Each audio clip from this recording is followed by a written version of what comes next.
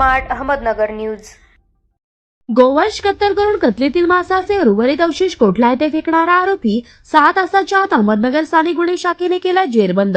प्रस्तुत बातमीची हकीकत अशी की भिंगार कॅम्प पोलीस स्टेशन दाखल गुन्हा नं 505/2025 भारतीय न्याय संहिता 325/271 सह महापशु संरक्षण अधिनियम 2015 चे कलम 5 क प्रमाणे दाखल गुन्ह्यातील आरोपींची माहिती काढत असताना पोनी किरण कुमार कबाडी यांनी तात्काळ घटनेचे गांभीर्य लक्षात घेऊन दीपक घाटकर, सुनील पवार, गणेश धोत्रे, शाहिद शेख, फुरकान शेख, भीमराज खरसे, सतीश भवर, योगेश कर्डिले, प्रशांत राठोड, भाग्यश्री भिटे, छाया माळी यांना तात्काळ नमूद गुन्ह्यातील आरोपींची माहिती घेऊन अटक करण्याबाबत आदेशित करून वेगवेगळे पथके रवाना केले। व्यावसायिक कौशल्याचा वापर करून तसेच गुप्त बातमीदारामार्फत मिळालेल्या माहितीप्रमाणे गुन्ह्याच्या ठिकाणी वापरलेली मोपेड गाडी व त्यावरील 2 इसमांचा शोध घेतला असता सदरची गाडी ही आरोपी नामे तरबेज आबिद कुरेशी वय 24 वर्षे राहणार व्यापारी मोहल्ला झेंडी गेट तालुका जिल्हा अहमदनगर याच्या ताब्यातील असल्याचे निष्पन्न झाल्याने त्याचा शोध घेतला असता तो मिळून आला।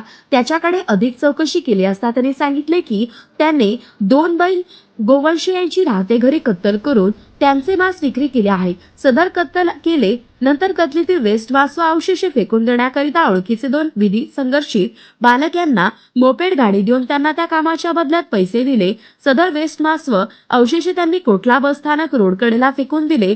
आरोपी यांच्याकडून नमूद गुन्ह्यात वापरलेली मोपेड गाडी ताब्यात घेण्यात आली असून विना नंबरची जुनी वापरती मोपेड गाडी रुपये 40,000 किमतीचा मुद्देमाल मिळून आला। तसेच पुढील तपास भिंगार कॅम्प पोलीस स्टेशन हे करीत आहे। सदरची कारवाई श्री सोमनाथ घारगे पोलीस अधीक्षक अहमदनगर, वैभव कलबुर्मे अपर पोलीस अधीक्षक अहमदनगर यांच्या सूचना व मार्गदर्शनाखाली स्थानिक गुन्हे शाखेचे वरील पोलीस अधिकारी व अंमलदार यांनी केलेली आहे।